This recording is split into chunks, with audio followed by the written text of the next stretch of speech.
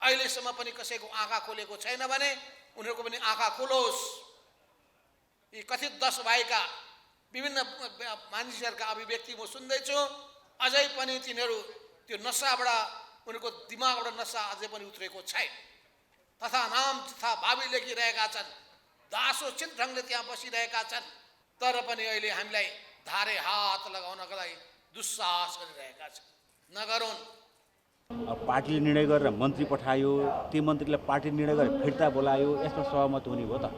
तपाईँहरूले सल्लाह गर्नुहोस्, तपाईँहरूले आफ्नो निर्णय गर्नुहोस् भनिसकेपछि हामी हाम्रो हस्ताक्षर फिर्ता लिन्छौँ भनेर उहाँहरूले आफूहरूले भन्नुभयो। अनि त्यस एकीकृत समाजवादीको केन्द्रीय कमिटीको चौथो बैठक कार्यक्रममा उपस्थित हुनुभएका पार्टीका सम्मानित नेता कर्ण झलनाथ खनाल, नेता कर्ण मुकुन्द नेउपाने, उपाध्यक्ष महासचिव लगायत सबै पदाधिकारी कमरेडहरू र केन्द्रीय कमिटीका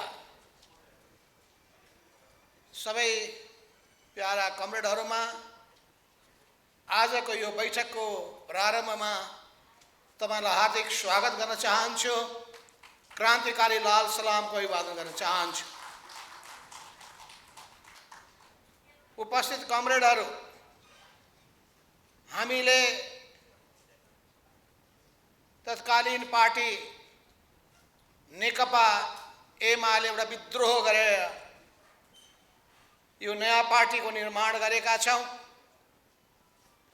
भदौ 9 गते निर्वाचन आयोगबाट हामीले विधिवत वैधानिकता हासिल गरेर पार्टीको सङ्गठनात्मक काम, वैचारिक काम र सबै गतिविधिहरूलाई अगाडि बढाउँदै आएका छौँ र यसरी गर्दै जाँदा 10 महिनाको समय हामीले बिताएका छौँ।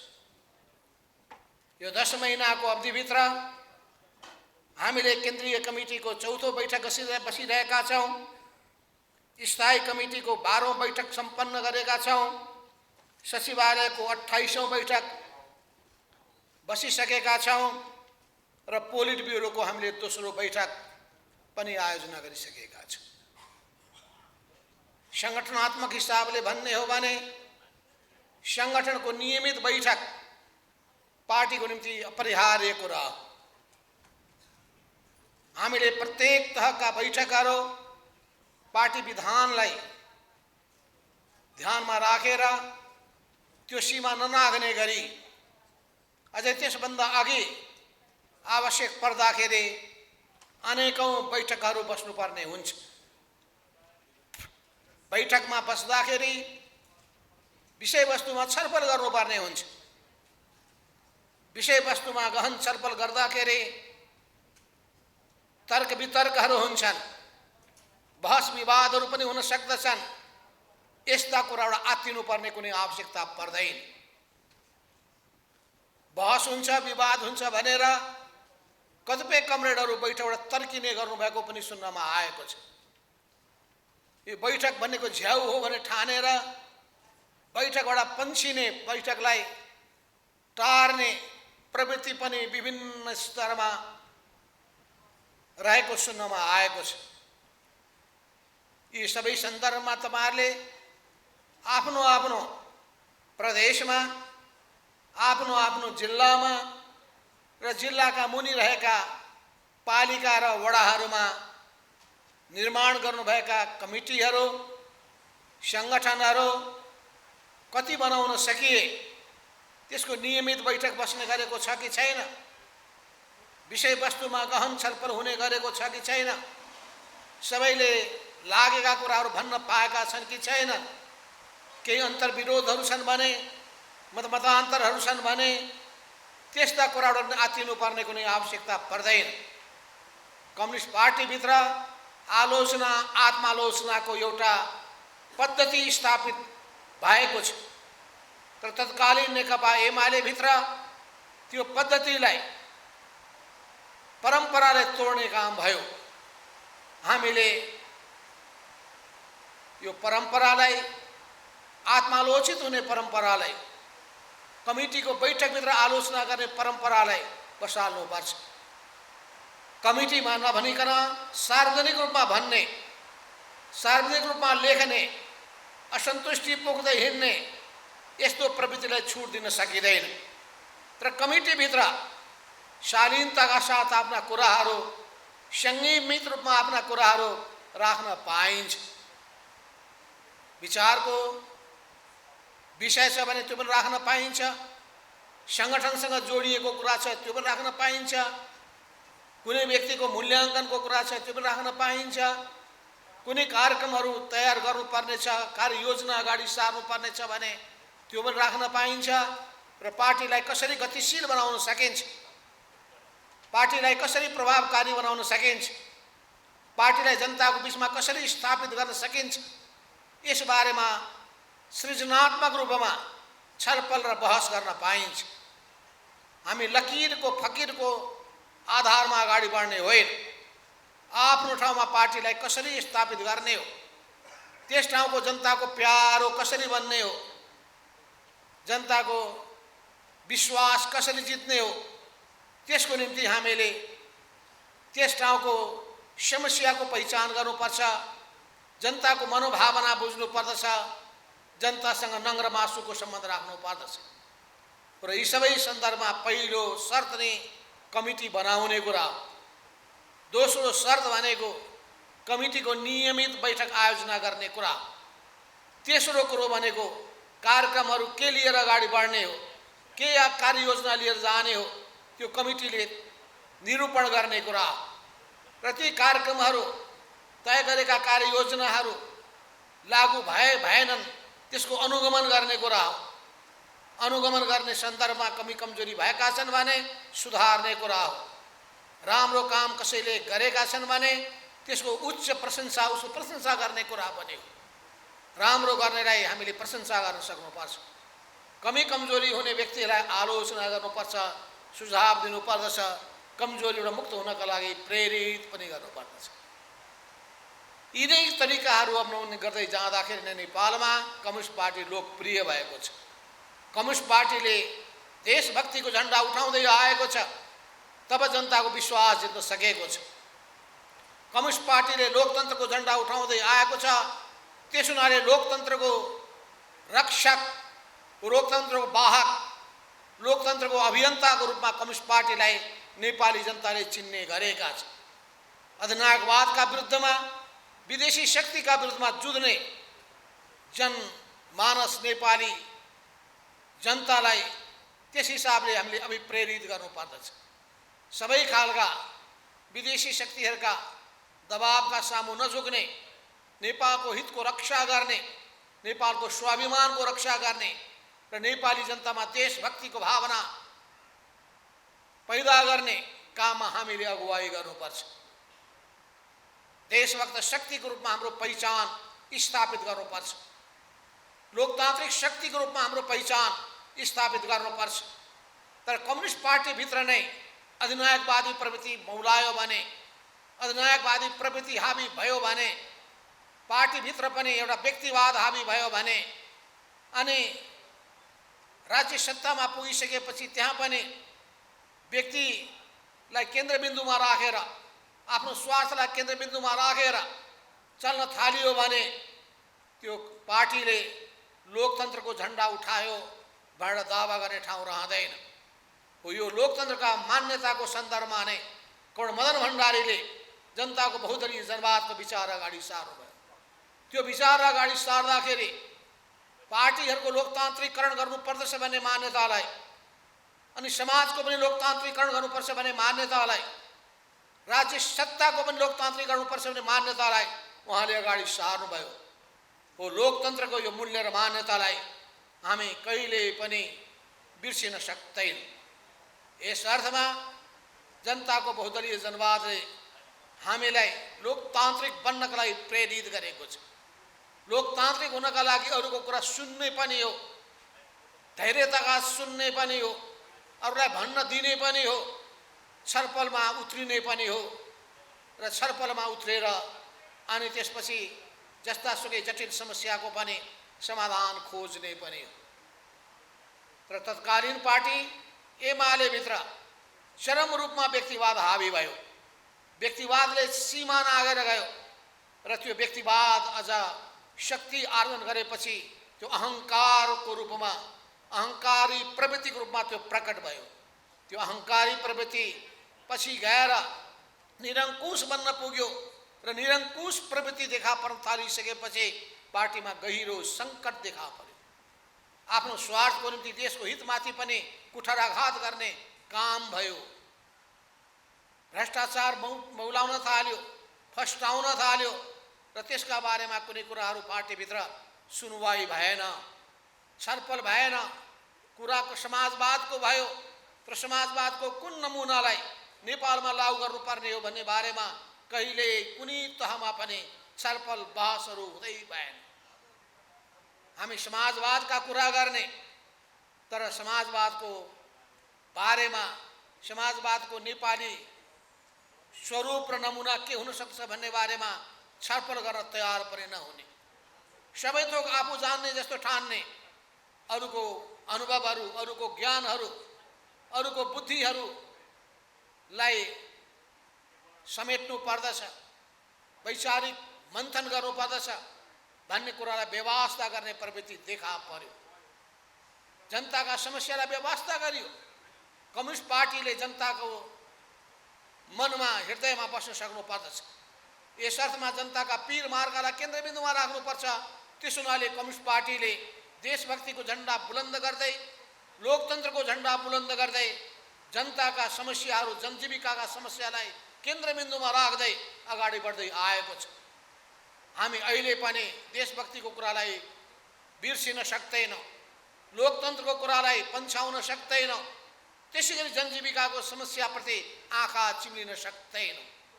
जनजीविकाका कुरा गर्दाखेरि, राज्य सञ्चालनका कुरा गर्दाखेरि हामीले सुशासनको प्रत्याभूति दिन सक्नुपर्छ। सुशासनको प्रत्याभूति भनेको भ्रष्टाचारबाट मुक्त भएको शासन। तर अहिले कम्युनिस्ट पार्टीभित्र र नेपालको राजनीतिमा भ्रष्टीकरणको प्रवृत्ति व्याप्त भएको छ। जनतालाई व्यवस्था गर्ने प्रवृत्ति हुर्केर आएको छ। अहिले महँगी बढेको छ, चरमचुलीमा बढेको छ र तेलको मूल्य त्यस्तै बढेको छ, सामानका भाउहरू त्यत्तिकै बढेको छ। यस्तो स्थितिमा के हाम्रो पार्टी, नेपाल कम्युनिस्ट पार्टी एकीकृत समाजवादी चुप लागेर बस्न सक्छ? अप्ठ्यारो के छ भने हामी सडकमा उत्रौँ, सत्तामा आफै छन्, सडकमा आफै उत्रे भनेर फेरि हाम्रो खिसी टिउरी सुरु हुन्छ। यस सन्दर्भमा हामीले 5 दलीय गठबन्धनमा सरकार समक्ष पटक पटक यी कुराहरू उठाएका छौँ कि तेलको भाउ बढ्यो, मूल्य वृद्धि अचाकरी बढ्यो, जनताहरूलाई त्यसै गरी भ्रष्टीकरण व्यापक रूपमा बढ्यो। हामीले पटक पटक उठाउने सिलसिलामा आज प्रधानमन्त्रीले 5 दलको बैठक बोलाउनु भएको थियो र त्यसमा मूल्य वृद्धिको सन्दर्भमा अनि तेलको मूल्य निर्धारण गर्ने सन्दर्भमा छलफल भयो र छलफल भएर हामीले कसरी राज्यले मुनाफा कमाउने होइन, त्यो यसमा जनतालाई मार्का नपर्ने गरी र राष्ट्रले पनि थेक्न सक्ने गरी अधिकतम हिसाबले मूल्य घटाउने, तेलको मूल्य घटाउने बारेमा आज छलफल भएको छ। मलाई विश्वास छ कि आजको त्यो निर्णयलाई सरकारले तुरुन्त पालन गर्नेछ। हामीले हेर्ने भनेको हाम्रो छिमेकी देशमा मूल्य कस्तो छ र त्यो मूल्य हेर्नुको साथसाथै हामी कतिसम्म जान सक्दछौँ। राज्यको आम राजस्वको स्रोतको सन्दर्भमा हामीले अन्य वैकल्पिक अनेक स्रोतहरू खोज्नुपर्ने आवश्यकता पर्छ।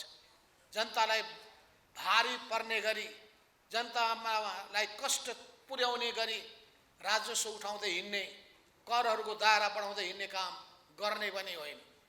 त्यसको निम्ति सबभन्दा पहिले कसरी देशको अर्थतन्त्रलाई आत्मनिर्भर बनाउन सकिन्छ, कसरी कृषिमा नेपाल आत्मनिर्भर हुन सक्दछ, कसरी आयातलाई नियन्त्रण गर्न सकिन्छ, कसरी निर्यातलाई प्रबन्धन गर्न सकिन्छ, कसरी यो वैदेशिक ऋण अनुत्पादक रूपमा लिइएको छ भने त्यसमा पनि नियन्त्रण गर्न सकिन्छ।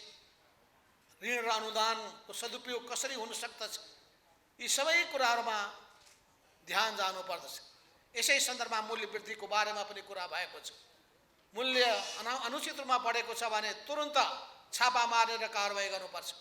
कसको कति मूल्य राख्नु उपयुक्त हुन्छ भने राज्यको ध्यान जानुपर्दछ र आवश्यक पर्दाखेरि सुपथ मूल्य पसल पनि खोलेर पनि जनतालाई राहत उपलब्ध गराउनु पर्दछ। गरिबीको रेखामुनि भएका जनताहरूको निम्ति विशेष ढङ्गले पनि अलग हामीले परिचय पत्र वितरण गरेर उनीहरूको निम्ति विशेष सहुलियत, दैनिक ज्यालादारी काम गर्ने मजदुरहरूको हकमा, विपन्न समुदायहरूको हकमा, विपन्न परिवारहरूको हकमा राज्यले विशेष सुविधा उपलब्ध पनि गराउनुपर्छ। यी सबै विषय आज हामीले बालुवाटारमा प्रधानमन्त्री सहितको दलको बैठकमा पनि राखेका थियौँ। भ्रष्टाचारका विषय पनि उठायौँ। भ्रष्टीकरण कसरी बढिरहेको छ, जम्मै क्षेत्रमा भ्रष्टाचार बढेकै छ। कमिसन तन्त्रको जालो फैलिएकै छ। यो सबैलाई कसरी नियन्त्रण गर्न सकिन्छ, यी सबै कुरामा सरकारको ध्यान जानुपर्दछ। हामी पनि उस्तै अरू जस्तै भयौँ भने नेपाल कम्युनिस्ट पार्टी समाजवादीलाई मान्छेले कसरी विश्वास गर्ने? त्यस हुनाले अरूभन्दा हामी भिन्न हुन सक्नु पर्दछ। भ्रष्टाचारबाट मुक्त अनि सेवाभावबाट उत्प्रेरित र हामीले तय गर्ने योजनाहरू सबै पक्षलाई विचार गरिकन त्यसको प्राथमिकता क्रम छुट्याइकन वस्तुवादी भइकन योजनाहरू हामीले तय गर्ने काम गर्नुपर्छ र ती योजनाहरू लागू गर्ने कुराको सन्दर्भमा हामीले अनुगमन प्रणालीलाई बलियो बनाउनुपर्छ। अनुगमन प्रणालीलाई बलियो बनाउने क्रममा राम्रो काम गर्नेलाई प्रोत्साहित गर्ने र नराम्रो काम गर्नेलाई दण्डित गर्ने प्रणाली पनि स्थापित गर्नुपर्छ। यी सबै सन्दर्भमा पनि हाम्रो पार्टी निर्माण गर्ने भनेको जनताको निम्ति हो, देशको निम्ति हो, जनतालाई सेवा पुर्याउनका निम्ति हो। यसैको निम्ति हाम्रो पार्टीको ध्यान जानुपर्दछ। आज केन्द्रीय कमिटीको यो बैठक बसिरहेको सन्दर्भमा मैले सबै कमान्डरको ध्यान मैले किन आकर्षित गर्न चाहेँ भने अहिले हामी केन्द्रको सरकारमा पनि छौँ, सङ्घीय सरकारमा पनि सहभागी छौँ, हामी प्रदेश सरकारमा पनि छौँ। कतिपय प्रदेश सरकारको अगुवाई हामी गरिरहेका छौँ। हाम्रै नेतृत्वमा सरकार चलिरहेको छ। त्यहाँ हामीले खुबै क्षमता देखाउन सकेका छौँ कि छैनौँ, त्यहाँ सही ढङ्गले नेतृत्व दिन सकेका छौँ कि छैनौँ, अनि त्यहाँको पार्टीको सल्लाहको आधारमा चलिरहेका छौँ कि छैनौँ, पार्टीले पनि सही सल्लाह दिने गरेको छ कि छैन, परामर्शको प्रणाली स्थापित गरेका छौँ कि छैनौँ, यी जम्मै प्रश्नहरू उठ्छन्। प्रदेश सरकारको कुरा मात्रै होइन, पालिकामा पनि हामी यसपटकको निर्वाचनमा पनि विजयी भएका छौँ। अहिले 5 दलीय गठबन्धन हामीले बनाउनु पर्ने स्थिति किन बन्यो, त्यस बारेमा मलाई लाग्छ कुनै प्रश्न अब उठ्ने स्थिति छैन। किन घटनाक्रमले पुष्टि गरिसकेको छ, हामी बाध्य भएर हामीले विद्रोह गर्नु परेको थियो। अहिलेसम्मको घटनाक्रमले के पुष्टि गरेको छ भने त्यो विद्रोह गर्नै पर्थ्यो, त्यो जायज थियो। विद्रोह नगरेको भए हामीले दास बन्नु पर्दथ्यो या राजनीति एउटा पलायन गरेर हिँड्नुपर्ने थियो। अहिलेसम्म पनि कसैको आँखा खोलेको छैन भने उनीहरूको पनि आँखा खोलोस्। यी कथित 10 भाइका विभिन्न मानिसहरूका अभिव्यक्ति म सुन्दैछु, अझै पनि तिनीहरू त्यो नसाबाट, उनीहरूको दिमागबाट नसा अझै पनि उत्रेको छैन। तथा नाम तथा भावी लेखिरहेका छन्, दासोचित ढङ्गले त्यहाँ बसिरहेका छन्। कुनै मूल्य र मान्यता उनीहरूको छैन, कुनै पदीय गरिमाको उनीहरूले सम्मान पाएका छैनन्। तर पनि अहिले हामीलाई धारे हात लगाउनका लागि दुस्साहस गरिरहेका छन्। नगरून्। हामीले संविधानको रक्षा गर्यौँ, संविधानलाई मिचेर प्रतिसभालाई पटक पटक भङ्ग गर्ने अनि त्यसपछि राज्यका सबै निकायमा एकलौटी कब्जा गरेर मलाई लाग्छ दशकौँसम्म सत्तामा बसिरहने त्यो अभिप्रायबाट केपी ओली अगाडि बढेका हुन्। उनको त्यो चाहना देशको हितमा, जनताको हितमा काम गर्ने हिसाबले होइन। जसरी पनि सत्तामा बसिराख्ने, सत्ताको दुरुपयोग गर्ने कुरा हामीले व्यवहारमा देख्यौँ। अन्तर्राष्ट्रिय सम्बन्धको क्षेत्रमा त्यस्तै हामीले विचलन देख्यौँ। एमसीसी परियोजनाको बारेमा सुन्नु भएको छ। अहिलेसम्म पनि त्यो व्याख्यात्मक टिप्पणी सहितको एमसीसी सम्झौताबाट उनी बोल्न पक्षमा छैन। जबकि एमसीसीको बारेमा उठेका प्रश्नहरूको बारेमा जनतालाई प्रश्न पार्न र हाम्रो अडानलाई पनि प्रश्न पार्नका लागि व्याख्यात्मक घोषणा त्यसको अभिन्न अङ्ग बनाएर हामीले संसदमा पास गरेका छौँ। तलमाथि केही भयो भने हामीले भने बजिब भएन भने 1 वर्षको पूर्व सूचना दिएर रद्द गर्न सक्ने, एमसीसीबाट अलग हुन सक्ने प्रतिबद्धता हामीले संसदमा पास गरेका छौँ। संसदभन्दा शक्तिशाली अरू केही पनि हुँदैन। संसदले नै संविधान पनि फेर्न सक्दछ, संसदले नै अरू कुनै पनि निर्णय लिन सक्दछ, कानुन बनाउन सक्दछ। त्यसो हुनाले हामीसँग 10 किसिमका कुराहरू गर्ने कुराहरूले यी सबै कुरालाई हेक्का राखुन्।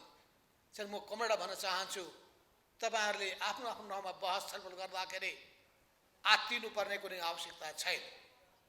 गहिरो अध्ययन गर्नुहोस्, तथ्यहरू राख्नुहोस्, तर्कहरूमा बलियो बन्नुहोस् र आफ्नो कदम, आफ्ना अडानहरू सही थिए, जायज थिए, त्यसलाई पुष्टि गर्नुहोस्। बरु त्यो पार्टी गलत बाटोमा गएको छ, गइरहेकै छ, त्यसले आन्दोलनलाई नोक्सान पुर्याएको छ, संविधानलाई घात गरेको छ, सङ्घीयतामाथि पनि गम्भीर प्रश्न चिन्ह खडा गर्ने अवस्थामा पुग्न थालेको यो सन्दर्भलाई पनि अगाडि सार्नुहोस्। यस अर्थमा हामीले बरु संविधानको रक्षा गऱ्यौँ, हामीले सङ्घीयताको रक्षा गऱ्यौँ, हामीले समावेशी राजनीतिको रक्षा गऱ्यौँ र हामीले यो देशलाई राजनीतिक अस्थिरता र अन्योलताबाट जोगाउने काम पनि गर्यौँ। अहिले यी सबै सन्दर्भले गर्दाखेरि हामीले सबै खालका कदमहरू चाल्न बाध्य हुनु पर्यो। जनतालाई परिचालित गऱ्यौँ, जनताको साथ पायौँ, हामीले जनताको समर्थन हाम्रो अडानको पक्षमा देखियो। राज्यका विभिन्न निकायहरूले हामीलाई साथ दिए। फलस्वरूप हाम्रो प्रत्येक कदमहरू सफल हुँदै अगाडि बढे। यसै क्रममा निर्वाचन आयो। निर्वाचन समयमा सम्पन्न गर्नुपर्छ भन्ने सोच राखेर 2079 सालको वैशाख 31 गते निर्वाचन, स्थानीय तहको निर्वाचन सम्पन्न भयो।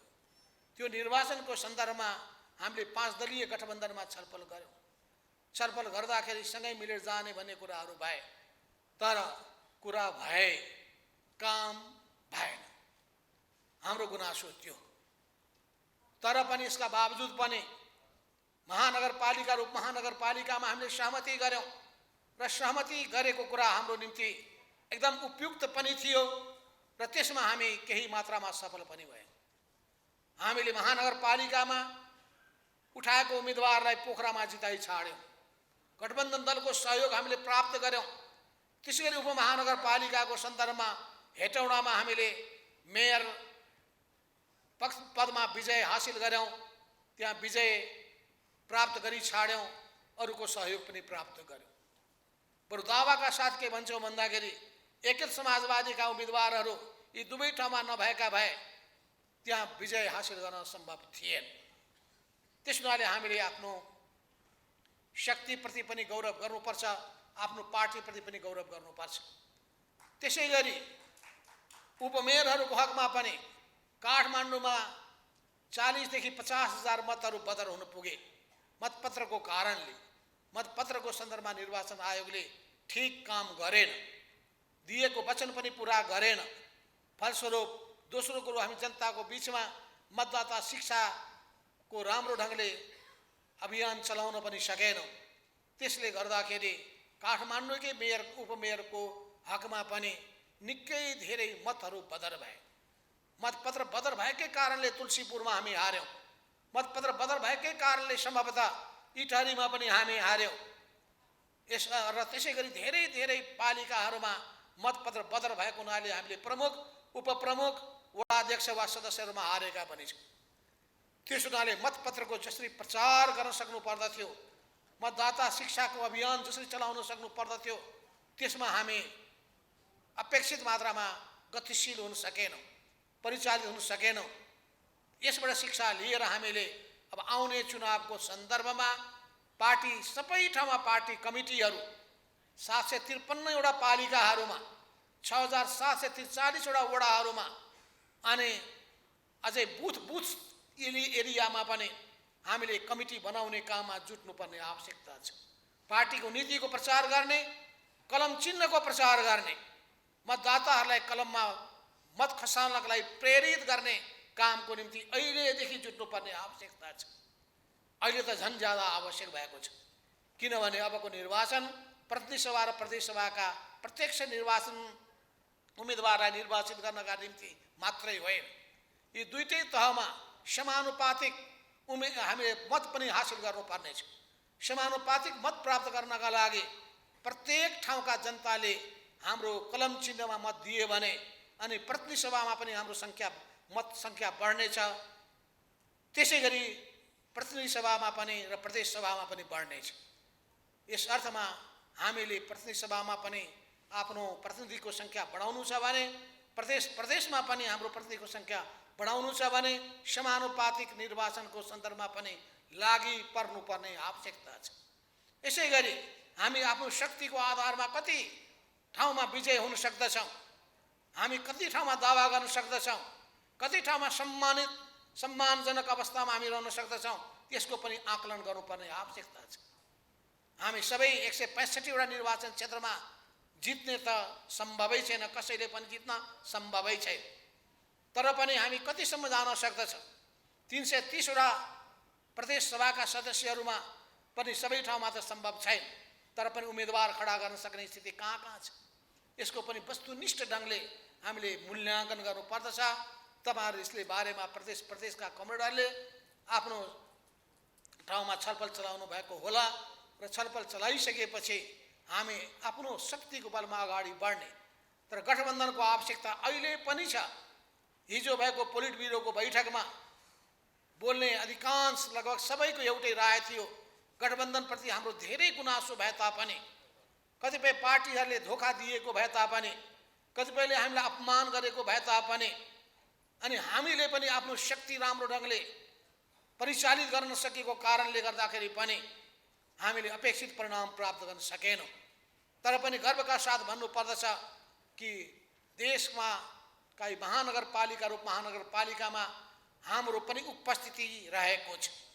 6 मध्ये एउटा महानगरपालिकामा, 11 मध्ये एउटा उपमहानगरपालिकामा हाम्रो उपस्थिति रहेको छ भने हामीले झन्डै सबै ठाउँको मतको सङ्ख्या जोड्ने हो भने हामीले सबै ठाउँमा पार्टी बनाउन सकेका रहेनछौँ, पुर्याउन सकेका रहेनछौँ र उम्मेदवारी पनि दिन सकेका रहेनछौँ। तर यसका बावजुद पनि झन्डै हामीले 27% 28% ठाउँमा उम्मेदवारी दिएका छौँ र त्यहाँ प्राप्त भएको मत भनेको झन्डै 9 लाखभन्दा पनि बढी रहेछ। भनेपछि जनताको समर्थन त हामीले पाएका रहेछौँ। 27-28% उम्मेदवार खडा गर्दाखेरि पनि झन्डै 9 लाखभन्दा बढी हामीले मत प्राप्त गरेका छौँ भने हामीले सबै ठाउँमा उम्मेदवारी दिएको भए 15-20 लाख मत हामीले पाउँथ्यौँ। त्यसो हुनाले जनसमर्थनको हिसाबले हामीले आत्तिनुपर्ने केही आवश्यकता छैन। यसको निम्ति हामीले लाग्न सक्ने हो भने अवश्य पनि हामी धेरै राम्रो परिणाम ल्याउन सक्दछौँ। त्यसमा पनि गठबन्धन दलका सबै घटकहरूले हामीसँग भन्नुभएको छ मिलेरै जाउँ। नेपाली कङ्ग्रेसको तर्फबाट शेरबहादुर देउवा प्रधानमन्त्रीजीले गठबन्धनको आवश्यकता छ, हामी आउने चुनावमा पनि मिलेर जाउँ भन्नुभएको छ। त्यसैले एकीकृत माओवादीका अध्यक्ष पुष्पकमल दाहाल प्रचण्डले पनि विगतमा कमी कमजोरीहरू भए त्यो पनि स्वीकार गर्नुभएको छ र ती कमजोरीहरू नदोहोरियोस् भन्ने कुरामा हामीले सजग हुनुपर्दछ। बरु कहाँ आत्मालोचना गर्नुपर्ने हो त्यो पनि गरेर जान हामी तयार छौँ पनि भन्नुभएको छ। त्यसै गरी जनता समाजवादी पार्टीको उपेन्द्रजीले पनि हामीले मिलेरै जानुपर्छ भनेर भन्नुभएको छ। यो सबै सन्दर्भमा हामीले एकातर्फ आफ्नो शक्तिमाथि भरोसा गरेर अगाडि बढ्ने र गठबन्धनमा तालमेल भएको ठाउँमा गठबन्धन शक्तिको आधारमा र गठबन्धन दलका घटकहरूले इमान्दारिताका साथ सहमतिको पालना गरून् भन्ने कुरामा र मतदातालाई राम्रो ढङ्गले प्रशिक्षित गरिकन मत खसाल्ने कुरामा हाम्रो पार्टी शक्तिलाई परिचालित गर्नुपर्ने आवश्यकता छ। हो कमरेडहरू, यी सबै परिप्रेक्ष्यमा अहिले हामी हाम्रो केन्द्रीय कमिटीको यो चौथो बैठक बस्न गइरहेका छौँ। केन्द्रीय कमिटीको यो चौथो बैठक बस्ने सन्दर्भमा यो हामीले एउटा लिखित प्रतिवेदन तयार गरेका छौँ। त्यो लिखित प्रतिवेदन हामीले केन्द्रीय कमिटीमा यहाँ प्रस्तुत गर्न गइरहेका छौँ। हामीले एकैचोटि सबै बैठकहरू आयोजना गर्ने सोच्यौँ, किनभने धेरै लामो समय हामी दिन सक्दैनौँ। केही समयपछि सम्भवतः मङ्सिर महिनामै चुनाव हुनेछ र मङ्सिर महिना पुग्नका लागि अब 5 महिनाको समय मात्रै बाँकी छ। यो 5 महिना हाम्रो प्रचारको अभियानलाई राम्रो ढङ्गले चलाउनका लागि सङ्गठन निर्माण गर्ने र कार्यकर्तालाई प्रशिक्षित गर्ने र सङ्गठनलाई परिचालित गर्ने र जनताको बिचमा हामीले जनपरिचालनको कार्यक्रम लिएर जाने कुराको सन्दर्भमा पनि जुट्नु पर्नेछ। हो त्यसो हुनाले हाम्रो यो सङ्गठनात्मक कामको सन्दर्भमा हामीले यी सङ्गठनका बैठकहरू हामीले केन्द्र पार्टीको केन्द्रीय सचिवालयको नियमित बैठक बसिरहेकै छौँ अनि त्यसै गरी स्थायी कमिटीको बैठक पनि बसेका छौँ। पोलिट ब्युरोको पनि दोस्रो बैठक हामीले सम्पन्न गरेका छौँ।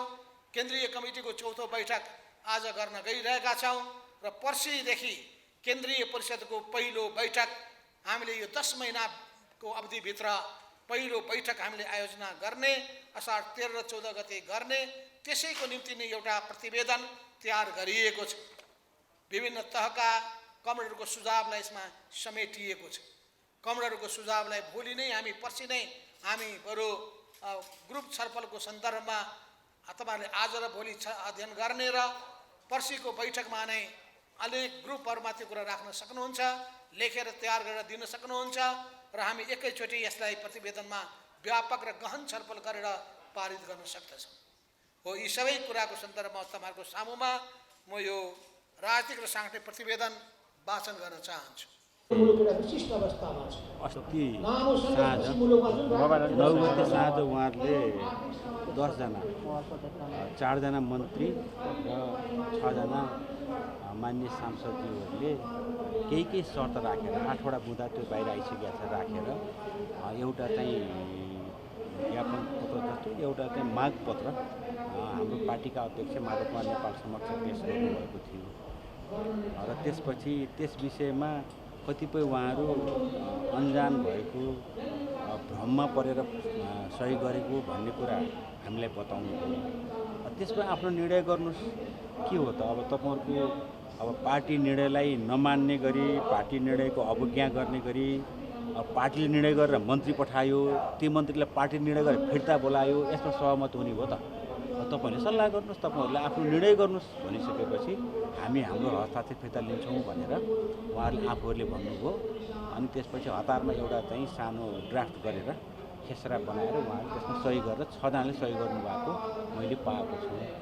त्यो चाहिँ माधव नेपाललाई अनि महासचिव बेदुराम भुषाललाई उहाँहरूले जानकारी दिनुभएको थियो र व्यक्तिगत रूपमा पनि दिनुभयो। हामीले हस्ताक्षर गरिसक्यौँ भनेर उहाँले दिनुभएको छ। त्यसअनुसार चाहिँ अब लिखित रूपमा आफ्नै हस्ताक्षर गरेर उहाँहरूले आफ्नो चाहिँ अस्ति गरेको हस्ताक्षर यो मन्त्रीहरू समेतको चाहिँ 10 जनाको हस्ताक्षर 6 जनाले फिर्ता लिएको कागज हामी कहाँ आइपुगेको छ।